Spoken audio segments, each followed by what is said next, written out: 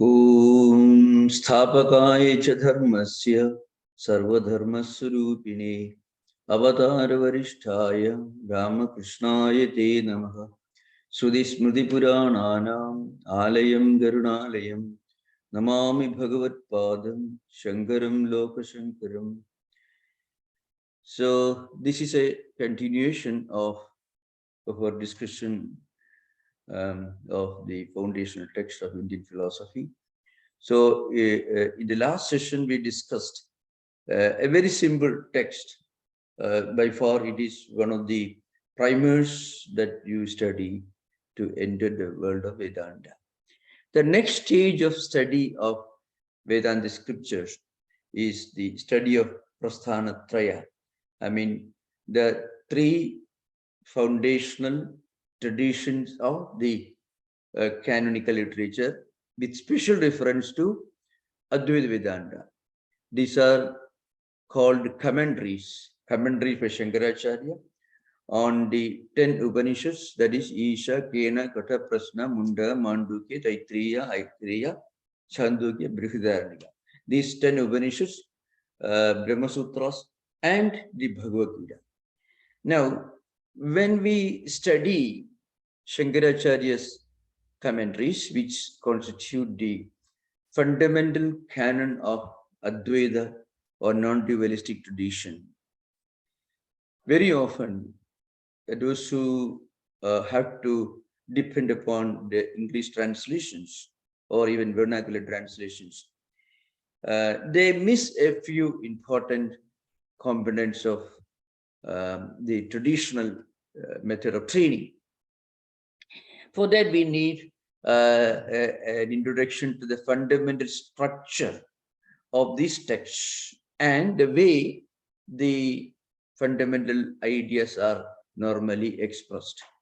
I may peep into the structure, which normally a teacher explains at the very beginning of introducing all these commentaries, especially the most difficult commentary called Brahma Sutras. Okay, so this is what we are going to discuss today, and after that, I shall begin a session on the evolution of concepts of Indian philosophy and a special reference to Advaita Vedanta.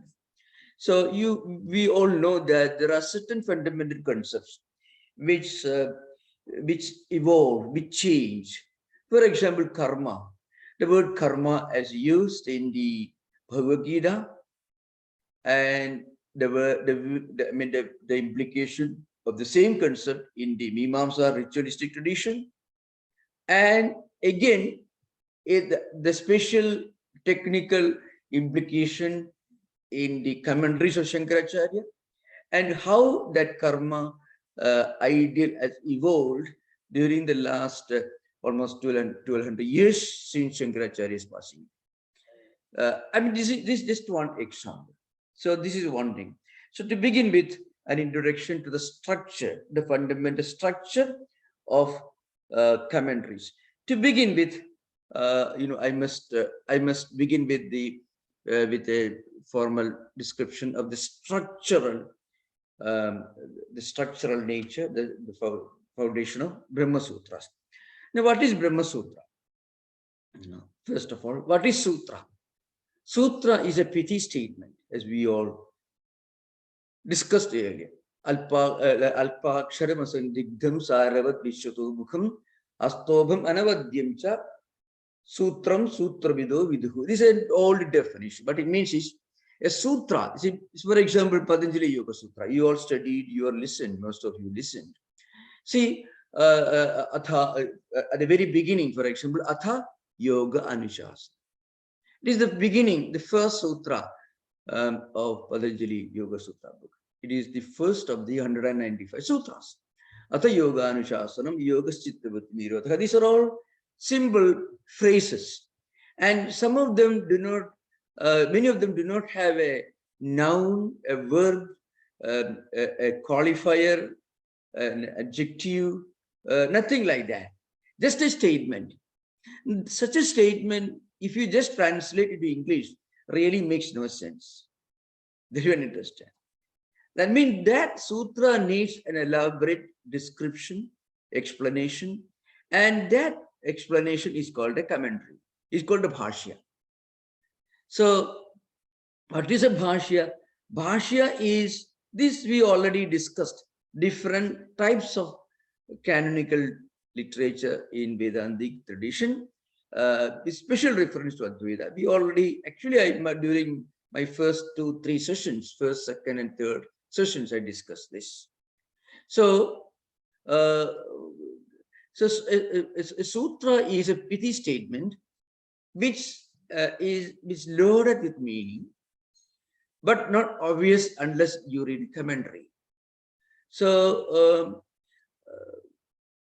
such a sutra needs a commentary. The commentary is called a bhashya. A bhashya not only explains the sutras, but also it seeks to establish a definite doctrine. Shankaracharya established his Advaita doctrine, writing his commentaries on all these 10 Upanishads, Brahma Sutras, and Bhagavad Gita. Now, when you come to Brahma Sutra Bhashya, you can get translations. Ramakrishna Mission itself, Ramakrishna Mission produced, published an excellent translation. But if you read the translation, really speaking, any translation for that matter, you may not get the full meaning. Well, if you read it, let's say if you read a book on engineering, I don't think you can become a wonderful engineer. Absolutely unthinkable. In fact, many of these technical, philosophical, classical works do have something in common with these technical books, which you have to study from a teacher. And frequently in translations, these technical details cannot be fully explained. We have to write several volumes. Even then, it won't be very clear. To begin with, I shall say a few things about Brahma Sutra Bhashya. The Brahma Sutra contains 555 sutras. It also begins Adhado Brahma Jignasa. And now we are going to discuss, we are going to make an investigation in the nature of Brahman. That's how it begins. Just like Atha Yoga Anushasanam. So Atha is sometimes a really common term while introducing a sutra literature. Adhado Dharma Jignasa is a Purva Mimamsa Shastra, Jaiminist, huge book of, so many, thousands of sutras. So Brahma Sutras contain 555 sutras, divided into 4 chapters. And again, it also contains, if you classify from another angle, 191 adhikaranas. So these sutras are divided into adhikaranas. Adhikaranas are based on subject matter, which are discussed in the sutras. A number of sutras together can constitute one adhikarana. Isadyadhikaranam, Samanyadhikaranam, and so on you find. So, an adhikarana actually it means a topic, a section of a complete argument pertaining to one topic. So, one entire section which may have many sutras, which actually constitute a very comprehensive, exhaustive discussion of one topic. And each adhikarana, again, can be studied if you understand 5 steps when you enter an adhikarana. Now, this is a very important thing. Many of you may, when you read this as a translation of Brahma Sutras or even other Upanishad commentaries and Gita commentary, you find objector. Somebody comes and a different view is expressed. That different view, that view is actually not the view or the doctrine, not the view which reflects the doctrine of that particular commentator. That view is coming from another person who may who is trying to contradict, let us say, the view of the commentator Shankaracharya in the context of Advaita. When Ramanuja writes, he's trying to establish, let us say, Visishta Advaita, that is qualified non-dualistic system. So also Madhva tradition, Vadiraja, Jayadirtha, Vyasadirtha, many others wrote books on Madhva tradition, dualistic tradition, which of course Madhvacharya came almost, say, maybe 300 years after Shankaracharya. He wrote books, and in that book, he actually establishes his doctrine, that is Dvaita Siddhanta, Madhva Siddhanta is called, the doctrine of dualism. And there, his view is dualism, and his objection, the objection to the view comes from maybe Advaitins. So you often find objection or objector. It is called Purva Paksha in Sanskrit language. So Purva Paksha, literally it means prima facie view. Means what it means, on the face of it. Actually, it is much more than prima facie view. Either in the court of law, when you take up a case, there's a prima facie evidence. That evidence doesn't establish crime or the incident. It means there is a possibility for further investigation. There's a possibility that prima facie view needs some investigation, a thorough comprehension, a thorough investigation, and is likely to be perhaps rebutted or maybe rejected. It is different from the other view, in Latin. These are all Latin expressions used mostly in the courts of law. Another expression where it means it becomes self-evident. It is not self-evident, rather it means this is, on the face of it, this is what it appears to be. So now, the point is, so this is any book, if you take any book, let's say translation of Brahma Sutra Bhasha, if you take, suddenly you find objection. Now, there is a difference between the real implication of this Latin expression, prima facie, and the Purvapaksha as used by Shankaracharya. The fundamental difference. That's frequently not understood by those who just translate Purvapaksha as a prima facie view. That's because Shankaracharya is bringing a different view, and it's a tool that he uses to establish his view. So you often find in the Sutra literature, in the Bhasha literature, Brihadaranyaka and especially Brihadaranyaka Chandogya, you find. Now, Shankaracharya, he gives an answer to this objector's view. Then he says, now if you take another point of view, here is my answer to that. So it is very interesting, those who are interested in dialectics. It's almost a feast for the intellect. One should be able to enjoy this feast.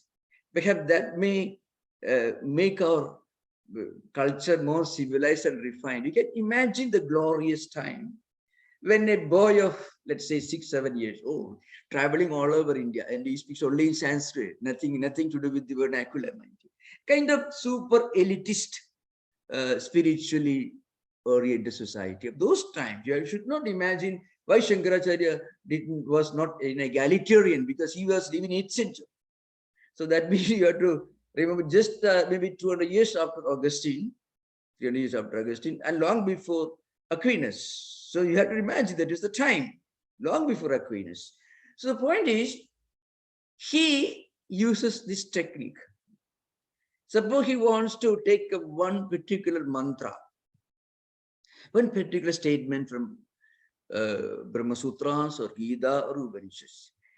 Then he will make some statements, or maybe the very beginning itself, he will bring a view from the ritualist philosophers. And I'm going to explain this in my second part of this lecture today itself, what it implies. And then when this objector gives a prima facie view, something that appears to be correct on the face of it, in first impression, then Shankaracharya says, no, you are not right. Then he goes deeper, he analyzes this statement from different angles. Finally, the objector will have no peace of mind unless he accepts Shankaracharya's view. He thrashes him from so many angles. Remember, that's the greatness of it, intellectually. Using all respectful language. Kapilasya Mahamuni, he find, for example, he is refuting Sankhya view, but he uses Kapila. Kapila is my great teacher, great sage. But I beg to differ from you. That's the beauty and greatness and charm of this statement. And also Jaimini. Jaimini was a great sage who lived thousands of years before Shankara. It's also Kapila. So when he differs his view, I beg to differ, but with all politeness and humility, I have these views in front of me. Finally, the old ancient masters are forced to surrender their arms, and Advaita is established. I'm just giving an example. I just mentioned karma. This becomes very clear to you when I mention this. Let's say the word karma, K-A-R-M-A. It's a very, very important concept in Vedanta tradition. The word karma was used by the earlier thinkers in India in a totally different sense. First, we have to understand that the sense, the meaning in which the word karma was used by Lord Krishna in the Bhagavad Gita. That is roughly 3rd millennium BC. If you read the Gita, you find the word karma is used in so many different implications, a very scientific, thorough, analytical understanding of the word karma. If you do karma with a selfish motive, sakama karma, with a proper understanding of what you are doing that work for, what you are doing the karma for, a perfect sense of, well, I'm doing this, I want a benefit. For this benefit, I'm doing this karma. Then Lord Krishna brings in this niskama karma idea, karma yoga. You do everything with a sense of sanctity and sacredness, with a sense of detachment, but at the same time full involvement and dedication. It's called karma yoga. Now, that is not the sense in which the word karma is used in Shankaracharya's commentary. People sometimes make this colossal blunder, mistake of saying that Shankaracharya was against karma because they don't understand the historical evolution of the word of this concept of karma. So Lord Krishna used karma in one sense, either sakama karma, or you do work with a sense of purposeful identification. You are doing it and you want the benefit of that karma. Or the more exalted concept, doing everything with a sense of sanctity and sacredness, with total detachment, without any selfishness. Niskama karma eventually becomes karma yoga. Okay, that is one stage. That, let's say, 3rd millennium BC up to 6th century BC. So roughly around 2,400 years. And 6th century BC marks the beginning of Buddhism. Buddha was born in the 6th century BC. So when Buddha was born, this karma doctrine, which was originally taught as an exalted form of karma yoga by Lord Krishna in the Gita, that ideal completely disappeared. And what happened? The word karma had come to mean something totally different. Karma meant performing rituals, Vedic rituals, with a definite purpose. If an householder performs a Vedic ritual accompanied by his wife, spending a lot of money. Sapta Havir Yajna, Sapta Soma Yajna. There are 14 types of Vedic rituals described in the ritualistic literature of the Vedic tradition. Agnishtoma, Adhiratra, then Somayaga, and there are many, Aptoyama, and so on. I'm not going to those details. I have discussed this on innumerable occasions in many other sessions in the class. If you got in doubt, you can ask later. So all these rituals which are performed by, let's say, an household. Paschema Sharadashatam, Jivema Sharadashatam, Akneye Swaha. I'm offering this to the Lord, Agni, Lord of fire. Let me live, let me be blessed to live for 100 years with the full health of my eyes and senses and mind. And also people used to perform rituals for wealth, for progeny, for prosperity, and all with a definite motive.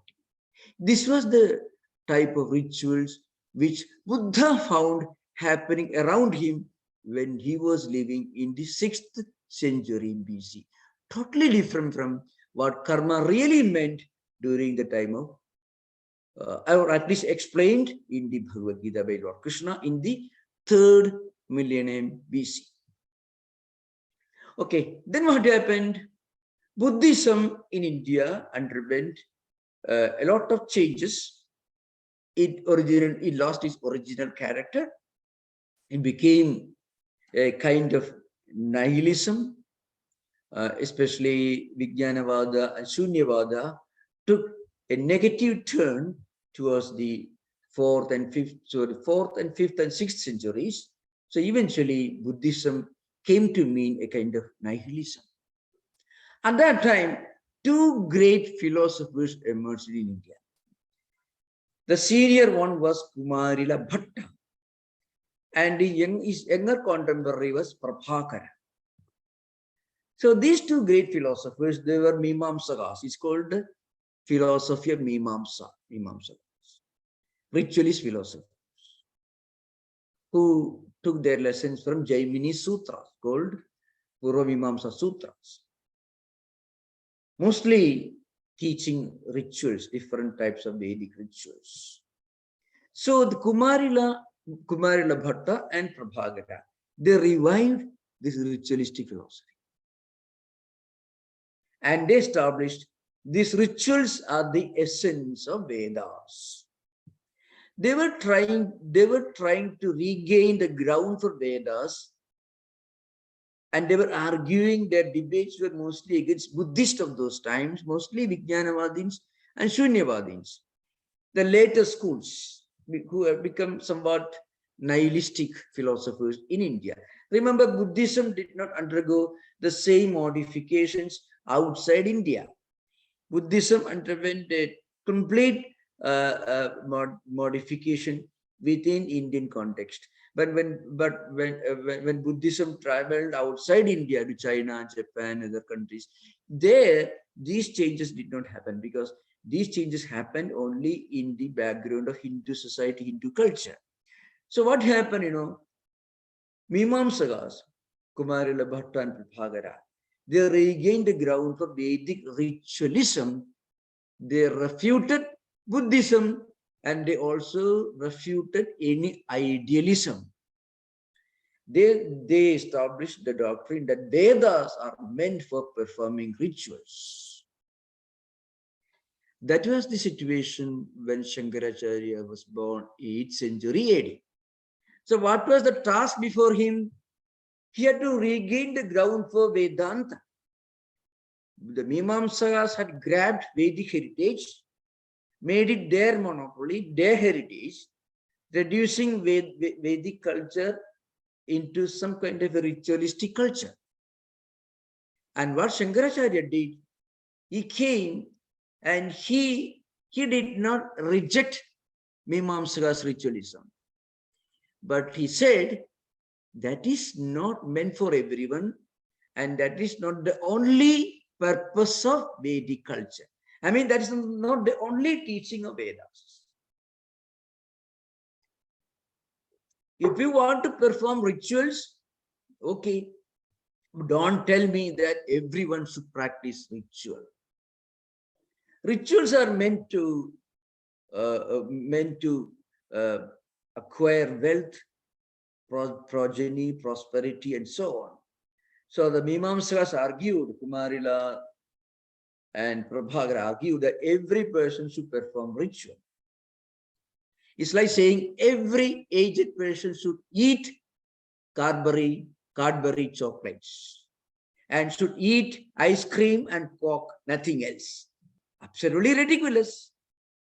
Can you ask a learned professor, you should eat these chocolates? Like children, babies, children, they have to eat chocolates. They cannot, they may not be very particular about GMO food, and they have little children. So Mimamsakas argue that every person should eat chocolates, ice cream, nothing else. Shankaracharya said, no. If you want to eat chocolates when you are small, okay. But don't tell every person should eat chocolate. So he said, no. Vedas contain not only ritualism, but also a higher philosophy, Vedanta, that transcends ritualism. So any person can take to higher life. Mimamsas argued, for example, ritualist philosophers argued that you can take to monastic life, mendicant's life, only when you're old, dull, poor, lame, blind, or deaf. These are the terms used by Mimamsaka. Shankaracharya quotes their views in the Bhashyas. I mean, spiritual life is the last resort of an imbecile. This was the view of Mimamsakas. Shankaracharya said, no. If a brilliant man, if a big CEO, if he wants to take the monastic life, he can. If a small boy, he may be super brilliant, has the potential to become the president of the United States. If that person wants to take monastic life, okay, no problem. But Mimamsakas will not say that. They said everyone should marry, have children, enjoy all the worldly things, and then when he becomes old and deaf and poor and lame and blind, then he can take to monastic life. This was the Kana Kubdha. You can find all these terms are used by Mimamsakas. Shankaracharya said, Brahmacharyadva, Grihadva, Vanadva, Idakhareva Viraji, Tadakhareva Praprachit. One can practice transcendental values, monasticism, renunciation, going for higher mystical life, either from this stage of childhood, boyhood, the time when he's a student, or even if he's an householder, or even if he has spent a lot of time after retirement in the forest. Any time if a person wants to live a higher life, he can become a great mystic. He can take to a life of renunciation, Shankaracharya established. Not only that, according to Mimamsakas, Vedas are meant for only for a tiny, small community. Actually, if you take India's census of, according to Mimamsakas, Vedas are meant for only Brahmins and Kshatriyas, which constitute a small, tiny fraction of Indian society. So, Mimamsakas were terribly rigid. Shankaracharya opened the door. No, anyone, anywhere in the world, any culture, any tradition, can become a monk, can go to Himalayas, can go anywhere, take to monastic life. You find other, this Paul Brunton, he was a journalist living in New York. He read about Ravana Maharshi. Straight away he took a ship to Madras and he came to Ravana Maharshi. He became a mystic. You can find Emerson. He read a copy of the Bhagavad Gita, a very inaccurate translation by Charles Wilkins. He became a mystic. You can find influence of these great ideas in the writings of Thoreau, Whitman, Blavatsky, and even the founder of the Christian Science movement, and so on. You find anywhere you find, if you go to Himalayan ashramas, you find there are people from all over the European countries and West America, Canada, other places who are flocking around, trying to live like let's say, following the path of Shankaracharya. Wherever you find higher ideas of mysticism, that's a road opened by Shankaracharya. So what I mean to say, that's why Shankaracharya says, Chittasya Shuddhaye karma, nadu vastubalabdhaye, vastu siddhi vicharena, na kinjit karma bodhibhi. Karmas are good if you do without any selfish motive. It helps you to attain mental purity. But for higher enlightenment, you need knowledge. If there is a piece of rope in the semi-dark room, and if you think it is a snake, then you have to bring light to understand that it is not snake, it is only a rope. Without bringing light, if you go on beating that rope, you will not understand that it is not a snake. You may think, you may go on beating the rope and finally you think you have killed a snake. Still the idea that it is a snake doesn't disappear. For that you bring light. To get rid of darkness, you need light. So this is an important point, remember. So Shankaracharya did not reject karma, but he only said, when you reach a higher level of evolution, then you have to give up Sauda karma, Smarta karma, Sagama karma, all the rituals mentioned in the Vedic canonical literature, which are meant for people who want to attain different things. There are different types of karma. Why I'm talking about karma here? I will come to this later. After some time, I will come to this later. Now, come back to the old subject that we are discussing. That is the structure of Brahma Sutras. Now, coming back to the subject, Purva Paksha. Now, if you read one statement in the Upanishad literature or Brahma Sutras, or if you read a statement in the Bhagavad Gita, Mimamsakas will come and tell you this particular statement means you should perform karma all the time. Or the karma that is mentioned here is Vedic ritual. This is the Purva Paksha view in some of the books you find. Means prima facie view. So, no, Shankaracharya will come and say, no, this is not actually correct. He analyzed this. He will analyze the statement. Finally, he proved that this is not real meaning. Then the real meaning is these karmas, Sakama karmas, karmas with the definite selfish motive, are to be performed only when you do not have an inclination for higher transcendental life. If you have a higher inclination for transcendental life, higher mystical life, you are not bound to practice these rituals.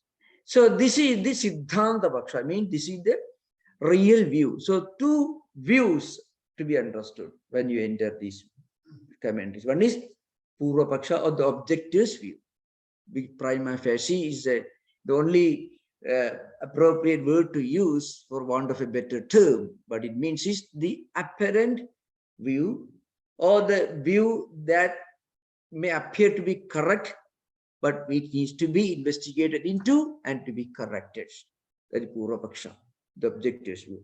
The objectivist view actually means a view, an approach, or interpretation that comes from a non-Advaitic tradition.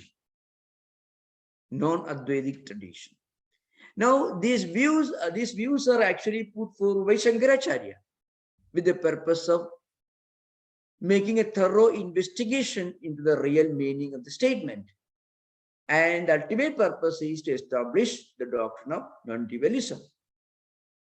Okay, now I shall read one verse which gives you a list of these 5 important components in analyzing the commentaries of Shankaracharya. That is, Vishayo Vishayashaiva Purvapaksha Sthadottaram Sangadishchedi Panchangam Shastre Adhikaranam Viduhu.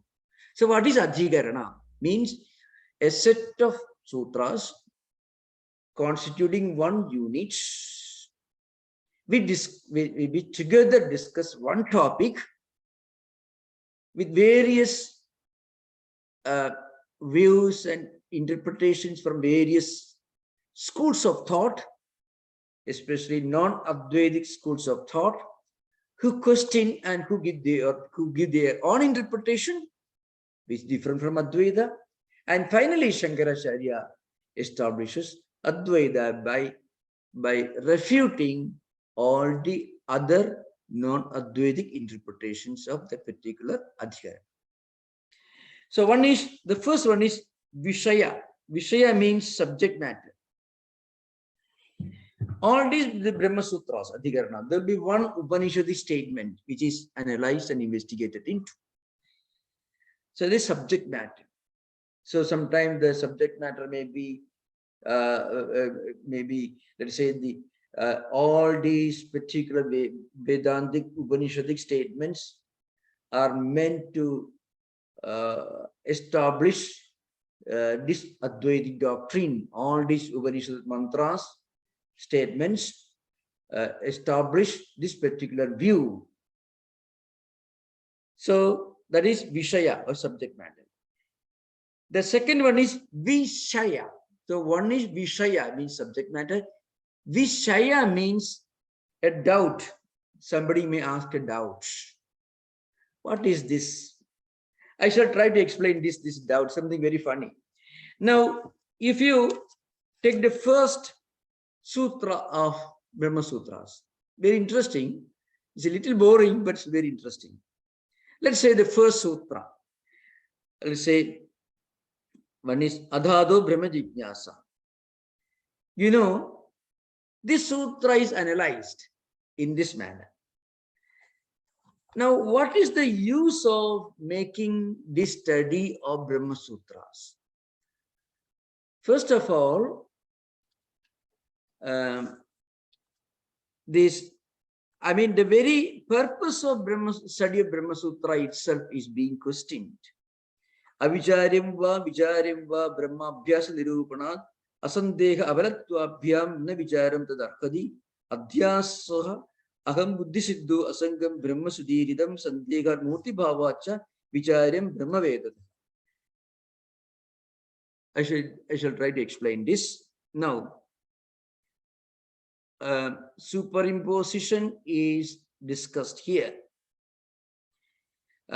First of all, the doctrine will establish that Brahman is the ultimate reality, is an all-pervading reality. Now, is there any purpose, any benefit of making this study? First of all, Brahman is a self-evident reality.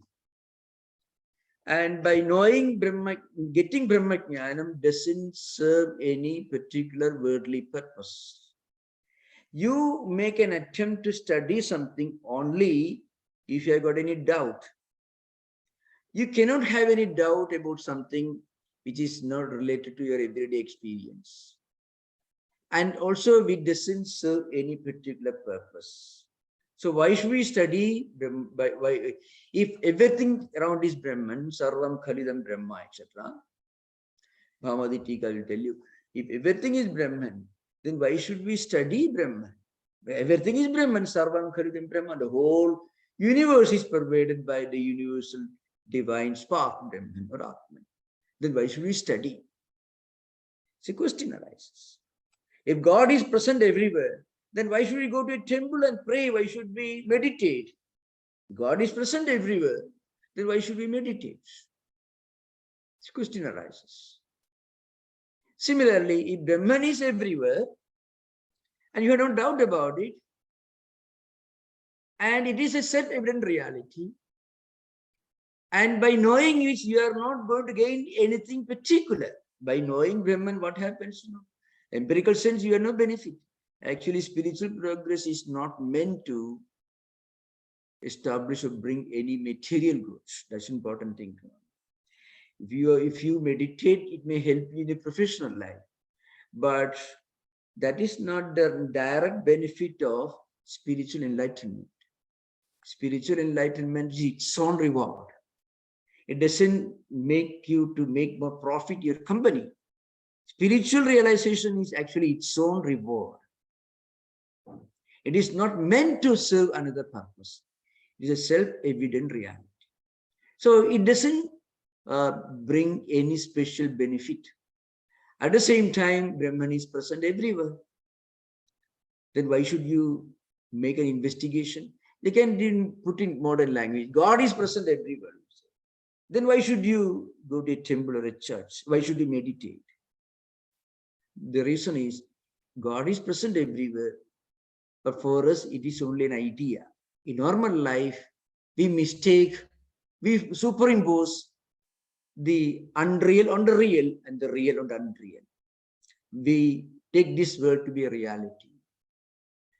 So, in order to get a correct understanding of this truth, we need to make a thorough investigation into the nature of Brahman. So, normally, we go through this process of superimposition. We may read in Upanishads and Vedas that Brahman is present everywhere. So naturally, but we are not able to experience this in our everyday life.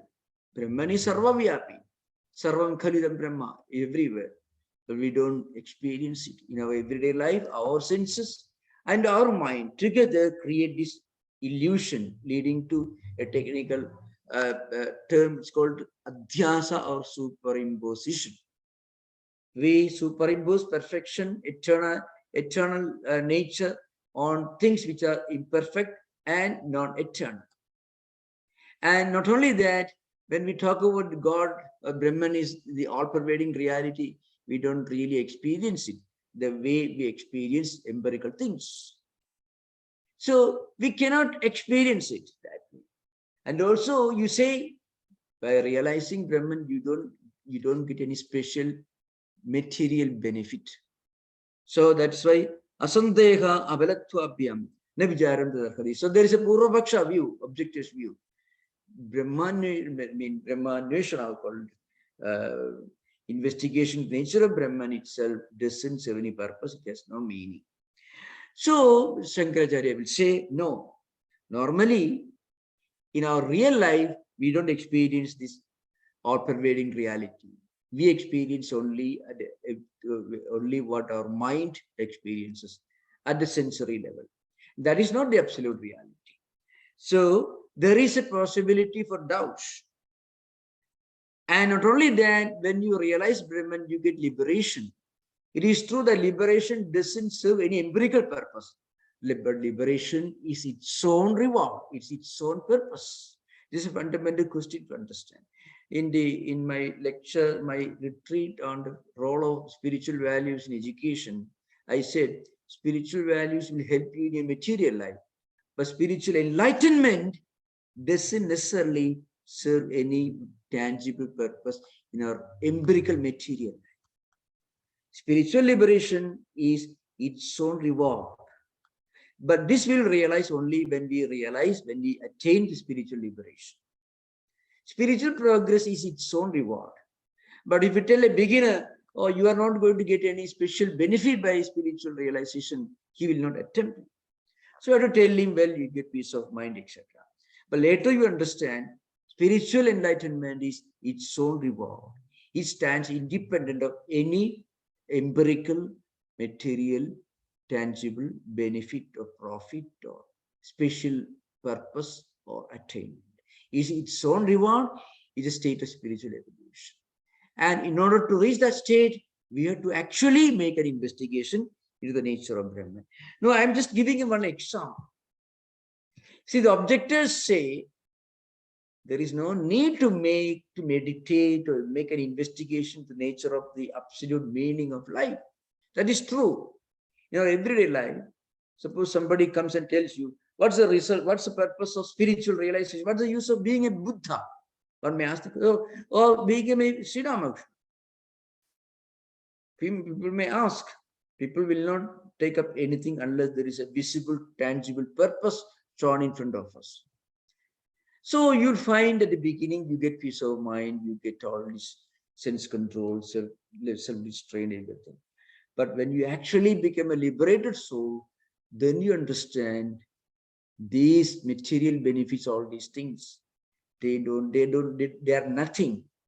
Spiritual liberation, spiritual attainment is its own reward. It stands on its own ground. We don't care for byproducts. Nobody starts a company or factory for byproducts. You may get a lot of waste material, you may sell it and get some money out of it. But you don't start a company for producing trash or byproducts. Trash you may sell and make some little money. So all other benefits are only byproducts of spiritual attainment. So anyway, this argument continues. I'm just giving one example. So the important point, remember, is there are these 5 elements. So I'm going to explain again. So one is Vishaya subject. Vishaya is the absolute reality. The second is Vishaya, which means doubt. The third is Sankati, means it's a relevance, a pertinence, connection between the specific Upanishad sentence under consideration and the chapters in the Pada Brahma Sutra. I shall explain this. Third one is connection or relevance. What is relevance? Upanishad mantras or statements are quoted in Brahma Sutras. Now, what is the connection between certain Upanishadic statements found in the quoted in the Brahma Sutras and the chapter and a particular section of Brahma Sutra? So how do you connect? How do you establish the connection, the relationship between certain Upanishad statements mentioned or quoted in the Brahma Sutras and the particular section or the topic in which it is discussed? The fourth one is Purvapaksha, I already established, that is Uttarapaksha Siddhanta. This is the technique normally used in interpreting Brahma Sutras. This is an important thing, remember. Another very important consideration is who is the right person to study this, and what is the apparent benefit? Remember, that also should be discussed. One is, that is Adhikari Vishaya Sambandha Prayojana. First one, for example, who is the eligible person to study a particular Vedantic textbook? Who is the eligible person? The most eligible person is a person who has got sadhana sadhusthaya, the one who has got a strong sense of discrimination between the real and unreal, a sense of renunciation, man or woman of self-restraint and self-discipline, self-control. These are the qualities necessary for an eligible student. And then Vishaya is the subject, the particular values subject discussed in the particular book in general. The third one is the connection, the practical relationship between the subject and the text. How do you establish the particular subject you have in mind is discussed in the text? So the connection should be properly understood. And the fourth one is very important. It should not be confused. Prayojanam, the utility of studying the text. Okay, here we must understand very well. All texts are tools to help us to intellectually understand this highest idea. That will have the benefit of purifying our mind. See, if you go on reading some higher books on some transcendental spiritual topics, you find even if you don't understand completely, it will have purifying, refining effect on our emotions and our intellect. That benefit is there. And you will also get parosha jnana, which means you get indirect understanding, intellectual conviction of what you're studying. But again, remember, the ultimate purpose is to practice spiritual disciplines based on this intellectual understanding and then get liberation, moksha. And that moksha is the purpose. But once you get that moksha, when you look back, you will understand that moksha is not the benefit of your studying the books. This is an important point. Mokshasya akaritva, the statement in Shankara's commentary. A bit difficult to understand. We have to practice spiritual discipline. We have to practice higher value. We have to study these great books with a sense of sanctity and sacredness and a pure mind. And then we will understand these great ideas. And then if you practice discipline for a long time, you get spiritual liberation. Now the question arises, is spiritual liberation the result of your activities? That's a big question. Anything which is a result of an activity is not eternal. A plant is the result of sowing a seed on soil. Now, the plant is the product of linked to the seed that you sowed in the soil. If you remove the seed, there cannot be a plant. So plant is dependent upon the seed. The cause is dependent upon, the effect is dependent upon the cause. The effect is inseparably linked to the cause. Suppose you say, I got spiritual liberation, moksha, because I did a lot of meditation. Then that moksha is not eternal. Why? Because that moksha becomes the result of an activity, meditation, etc. So once you attain moksha, you understand it is not actually the result of an activity. Mokshasya akaryatva statement in Shankara's comment. Akarya means not being the effect or product of an action. Karya means effect. Karana means cause. But once you attain moksha, then you will realize the fact moksha stands on its own ground. This is true in all respects. Higher prabhati or devotion also is independent of your action. Actions are necessary, but actions do not constitute the cause. It's a bit difficult to understand. So I shall try to explain once, make one more effort. You can ask question later. If anything is produced by a cause, the product cannot be permanent. That's important. The product is the end result of something else.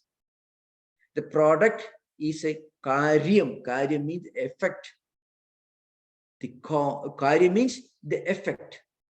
Karanam is the cause.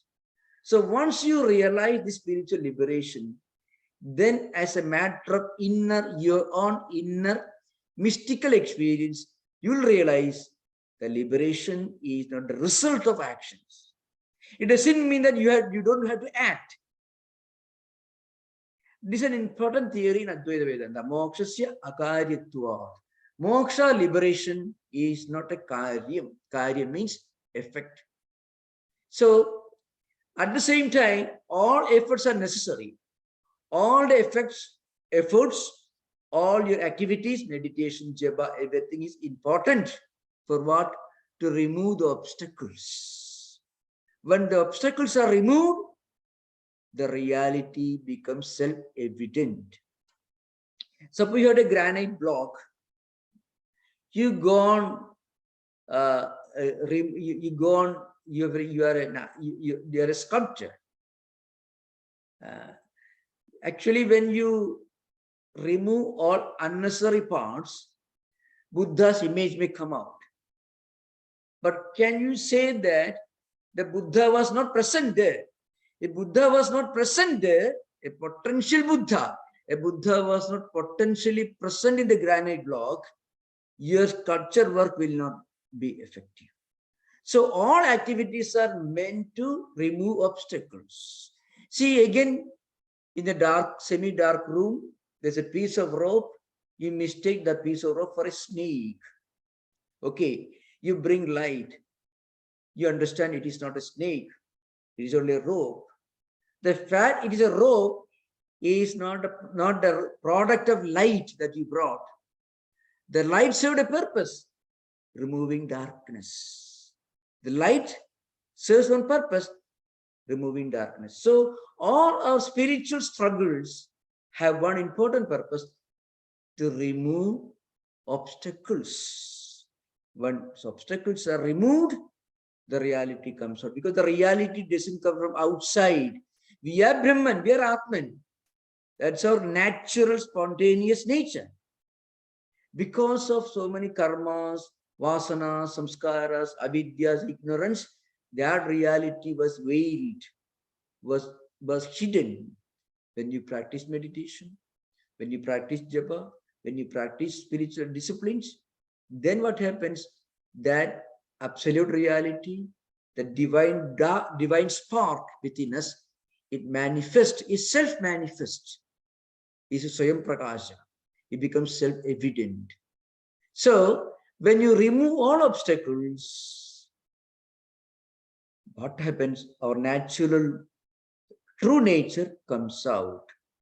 That's why in the commentaries we said, all Shastras, all Upanishads, all books have only one purpose: to remove obstacles, to remove darkness. You bring light, not to produce a rope, but to remove darkness. Because it was a darkness that made a wrong notion in your mind that is a snake. When light is brought, the fact it was not a snake, that it is only a piece of rope, that fact becomes self-evident. So when you practice spiritual disciplines, our true nature, our divine reality comes out. That's why in Advaita Vedanta, it is said, Brahmajnanam, spiritual liberation, spiritual enlightenment is not something that we attain. It is not something that attaining as a result of some activities. It is not something that we produce. It's called, it is not vikarya, it is not apya, it is not samskarya, it is not utpadya. It's not something that you produce, like a pot maker making a pot using soil or mud. It's the spiritual realization is not produced like a pot maker produces a pot. And spiritual realization is not something that comes as a result of some kind of mixing. If you put milk and say yogurt, you get, of course, you get yogurt. But if you refine oil seeds, you get oil. It's not samskarya. It's not vikarya. It is not sort of a change or refinement. It is self-evident. This is important. If it is self-evident, then only it becomes permanent. What is naturally ours, that what naturally belongs to us, it alone can be permanent.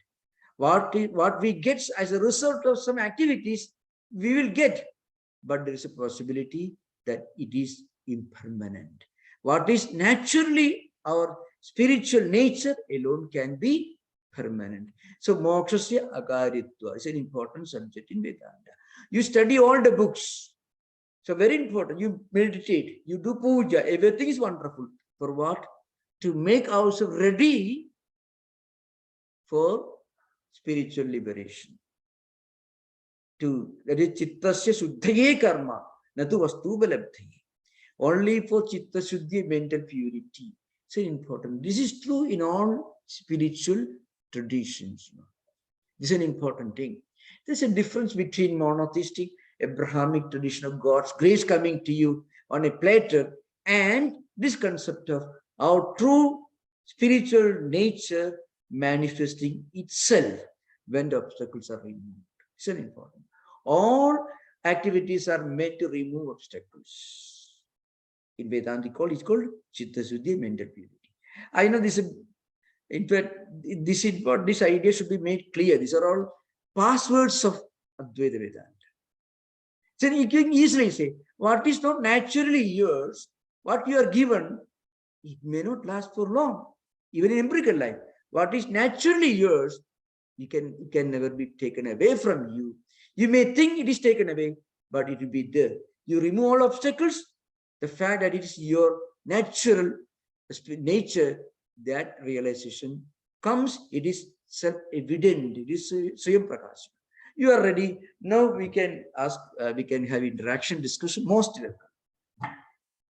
I believe you enjoyed this kind of a bit dialectical discussion. It's very wonderful. Thank you, Most welcome. Vijay, so you talked about the Mimamsakas and the Shankara's viewpoint. Yeah. So we know the Veda has got, can be roughly classified into two parts, Karma Kanda and Jnana Kanda. Yeah. So the Jnana Kanda, it talks about, the Karma Kanda talks about doing karmas. You said, Shankara said that is all for Chitta Shuddhi. What about the Mimamsakas? How do they explain the Jnana Kanda? How do they interpret it in terms of attaining karmas? Yeah, actually, Shankaracharya doesn't reject Mimamsa. He only rejects the theory that Mimamsa view is the only view found in Vedic literature. See, Mimamsakas always believe that every person should marry, should make money, should enjoy empirical life, and this is the only purpose of human existence. And then if you do a lot of good things, you go to Swarga, go to heaven, you enjoy wonderful things, you come back, and again you are born, and this life continues. Again you do good things, go to heaven and coming back. This is Mimamsakas. So Mimamsakas never had this concept of moksha as we understand in Vedanta philosophy. That's why Mimamsakas believed, it's a very important thing, they believed that higher mystical life is meant only for those who are aged, poor, blind, deaf, and there are many interesting terms. I don't want to, not so very pleasant. So Mimamsakas always. So you're saying the relevance, they only differ in the relevance on what stage of life. So you're saying the point is, Jnana is for when you are in sannyasa. You know, the sannyasa ideal as we understand in modern times as found in fact, Jesus Christ is an example. Let us say, remember, this is not limited to Hinduism or Vedanta alone. If you look at the universal perspective, Mimamsakas would say that Jesus, you tell Jesus Christ, you go and marry, you should have all worldly things. That's the way. Mimamsakas would have told Jesus Christ. They would have strongly objected to Jesus Christ going to meditate and all these things. So Mimamsakas, and why I'm example, the whole purpose of human existence to enjoy great things in this world and wonderful things in heaven. Nothing more, nothing less. Sargakamo yajeda is frequently quoted. Those who want to go to Sarga, they should perform yajna, rituals. What are rituals? Rituals are normally practiced by householders accompanied by their wife. And the purpose of these rituals is to get things that make your life more enjoyable in this world and to be able to enjoy the same things in heaven. Swarga. Nothing more. How do the Mimamsakas explain the Jnana Kanda, the Upanishads? How do they interpret it? Mimamsakas contain, they interpret Jnana Kanda as Arthavada. They will tell you there are many views, Tattwamasi, Aham Brahmasmi. Many of these statements which are obviously Advaitic, obviously highly transcendental.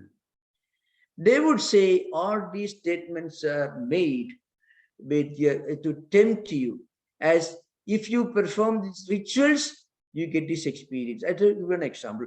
Aham Brahmasmi. It's a Mahavakya. It found in the Brihadaranyaka Upanishad in the Shukla Yajurveda. Okay.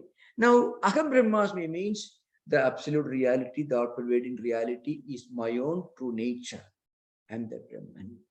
Or Tattwamasi Chandogya. Okay. Mimamsa, for example, Aham Brahmasmi, Mimamsa say, Aham means Yajamana. Yajamana means the person who perform these rituals. You find if you see these Vedic yajnas, Yajamana, the husband, will be performing, he'll be sitting there, and for the Hoda, Udgada, all the ritualist or priest of Vedic tradition, Hoda, Adhiryu, Veda tradition, or Udgada, Samaveda tradition, Brahman of Atharvaveda tradition, they will be sitting there performing yajnas, etc. So all these rituals are performed for the sake of this Yajamana. Yajamana is a person for whose benefit, for whose material benefit, this ritual is being performed. Now, according to them, Aham Brahmasmi means the Yajamana, the person for who spends the money, who takes all the responsibility. Others priests are just being paid. Yajamana is the one mostly he will be an householder, accompanied by his wife. Dharakni Sahidam Karma, all rituals should be performed in the presence of fire, Agni, and accompanied by Dara, wife. So for a material purpose. So when you perform this ritual, Aham Brahmasmi, Brahma means Devata. Suppose these rituals are being performed for Indra, some Vedic gods and goddesses, Agni, Varuna, and so on. Devata Prapti. So Aham Brahmasmi mantra is interpreted by Mimamsa as Devata Prapti. If you perform this ritual, you get union with that particular deity. And then that deity, that god or goddess, will bless you to have all the wonderful things in this world and also in the other world, in heaven. Yes, such a grand mystical statement is interpreted in this way by Mimamsa. Excuse me, please continue. This is good. The other question I had was about the Purva Paksha. Is there also the notion of Pratipaksha Bhavana, applying the opposite as a dialectical tool to understand something? Pratipaksha Bhavana is from Veda, Yoga Sutras. Yoga Sutras.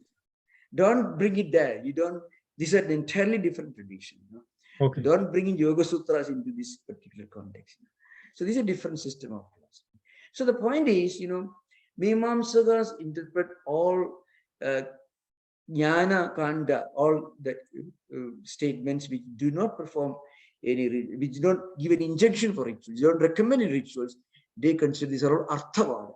Arthavada means just a temptation. If you do this, you get the result. That's all. All the great statements that were extolled by great world thinkers in the Upanishad literature, according to Mimamsaka, these are all statements like, if you tell children, if you do this, I shall give you a chocolate. This all. That's what they say. Arthavada literally means giving chocolate. Artha Dharma Kama Moksha. It's for Artha. Moksha is not, they don't. No, I understand. I'm just recollecting for myself what the meaning of word Artha is.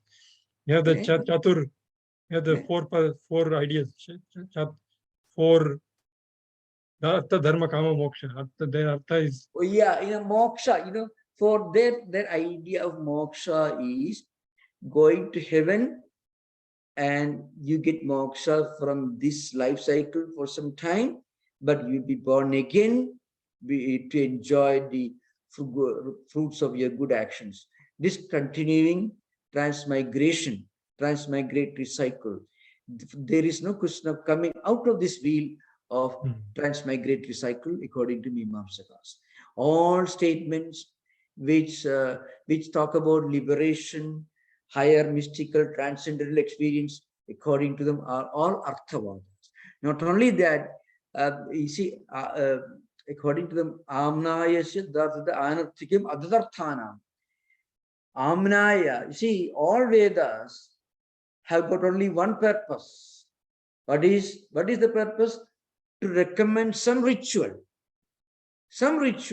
that you should perform to make more, to have more money, wonderful things here and also in heaven. So all Amnaya are only one, all Vedanta statement. Amnayade Udishyate Dharmanenadi Amnaya. That is the Mimamsaka's interpretation.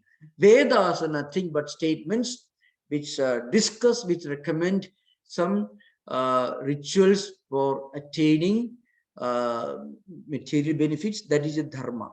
So according to Mimamsakas, any statement which doesn't contain an injunction, a vidhi, injunction, any statement which doesn't contain injunction for some ritual, it is anarthaka, means meaningless. Anarthakyam, adadarthanam. Amnayasya kriyarthatva Anarthakyam, adadarthanam. All Vedic statements, they are meant for kriya. Kriya means a ritual. A ritual. You do a puja. And before you do the puja, you do sankalpa. By performing this puja, this ritual, I want to get this. You make a determination, sankalpa. And you pray to the priest. If you don't pay to the priest, the benefit go to the priest. You have to pay the priest, dakshina. When you give dakshina, the benefit is transferred to your account. This is how it works. It has a pure, simple principle. When a pujari performs a ritual on your behalf, and when you pay him dakshina, I mean this, when you do pay dakshina, the benefit of the particular ritual is transferred to you. Otherwise, it will go to him. So that's amnayasya kriyarthatvat. All Vedic statements are kriyartha, means meant to recommend some Vedic ritual. Therefore, any statement which doesn't contain injunction for Vedic ritual is anarthaka, means meaningless, irrelevant. That's an important principle. Shankaracharya came and he said, no, you can't force everyone to eat chocolates. Those who want to go and read some mystical books, meditate, those who want to leave the path of a great philosopher or mystic, okay.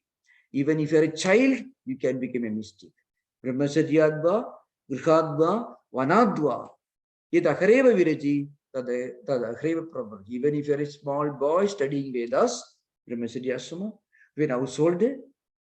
In fact, Ramanuja was an householder, Mandana was an householder. No, great people, great men. Or if you are a retired person meditating in a forest, that also vanaprasthasana. From any state you can reach, you can ascend to this higher mystical life. It was this idea that actually caught the attraction, the attention of great thinkers when they talk about Advaita Vedanta. Because Advaita Vedanta talks about your natural spiritual evolution. Any person at some point of time, maybe after your retirement, you may feel, well, it's enough money, I don't need any more, I want to resign, I want to spend my time, rest of my lifetime, reading some books or writing or meditating. Fine, that is from Vanaprasthasana or maybe higher life. But Mimamsas won't allow that. Even if you're a retired man, you should continue performing these things for enjoyment. It is a very refined, very cultured kind of bohemian, Epicurean philosophy. I cannot compare Mimamsaka, I cannot call it bohemian, Epicurean, because Epicurus and the followers of Bohemian, they are little worldly. Mimamsakas were very, very disciplined people. They will go on performing these rituals, taking 3-4 baths a day, performing all these, fasting. All this they will do. Very rigid life, very disciplined life. But they believe that the whole purpose of all these rituals are meant to help you to go to heaven. And come back again, be in good family, lot of wealth, enjoy, and perform these rituals, again go back and again go in this cycle.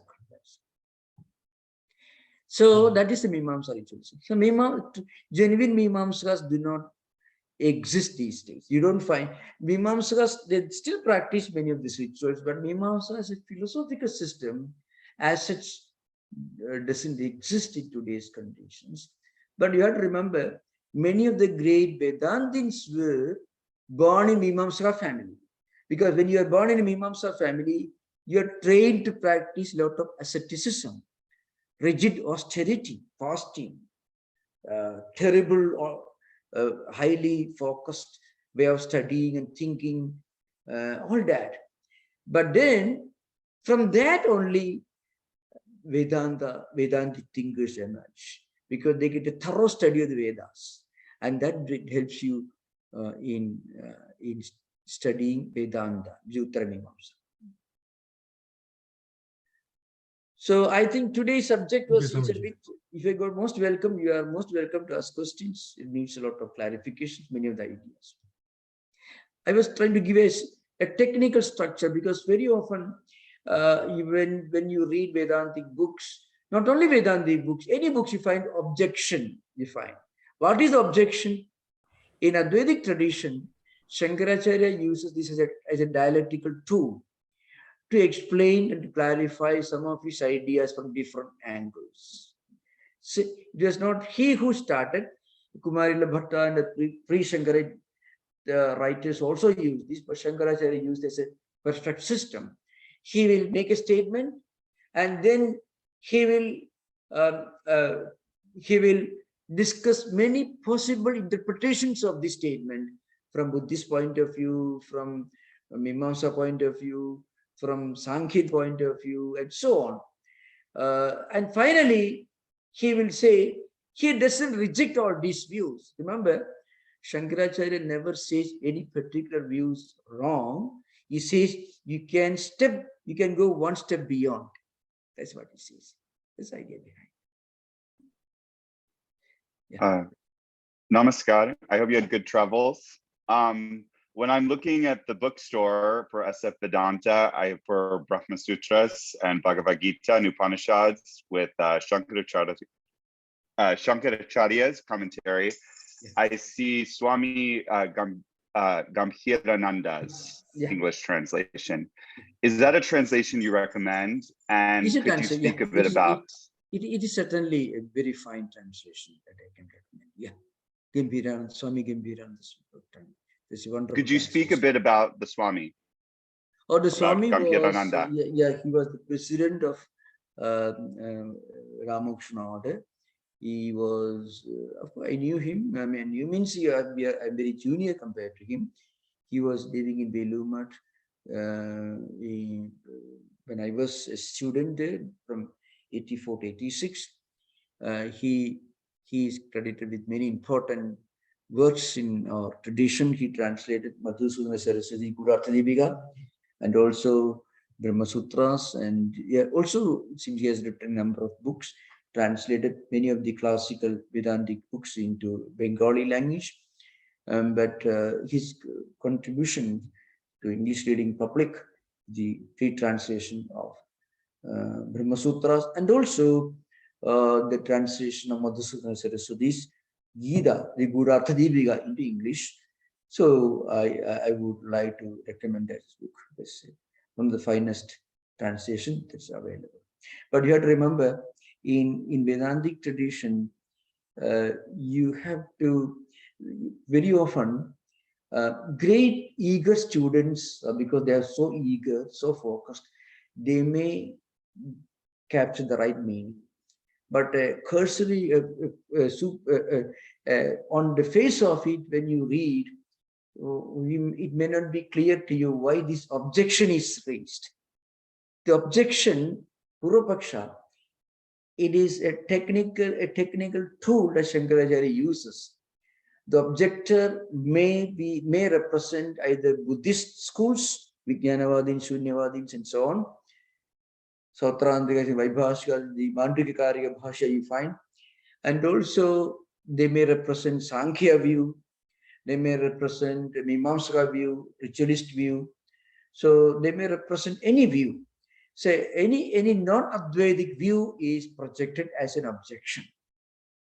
The objection in Sanskrit is Purva Paksha. It literally means prima facie view, on the face of it. But actually, the Latin expression doesn't fully reflect what it actually means in Vedantic tradition. In Vedantic tradition, Shankaracharya himself prepares the background to further expand his view and clarify his views more and more by giving a possible alternate interpretation of the same text which is interpreting, and then he analyzes more closely and establishes Advaitic doctrine. So it is remember one thing I want to tell you, you can think of that glorious age when a small little boy was going all over India, Indian subcontinent, all the way from extreme south to extreme north, refuting all these aged scholars, thinkers, and philosophers, and politely telling them, sir, I beg to differ, and finally defeating all of them. That's a glorious, interesting picture. Many Western thinkers like Paul Brunton, Mr. Porter, they all commented upon this unique phenomenon. You can imagine. So some people think that he was quarreling with Buddha. See, for example, he refused the Buddhist view, the Sautrantika Vaibhashika realism and the Vijnanavadin, Sunyavadin idealism. But he was not quarreling with Buddha. Shankaracharya was walking all over India 1200 years after Buddha's passing away. At least 1000 years after his passing away. So Buddhism had taken different turns within Indian context. So he actually finds fault with some of the interpretations. So that is how he establishes this Advaitic view. Okay, thank you. Most welcome. I think we can conclude today. So thank you for your active participation. Thank you. Om Shanti Shanti Shanti Harihi Om Tat Sat Sri Ram Krishna Pranamastu.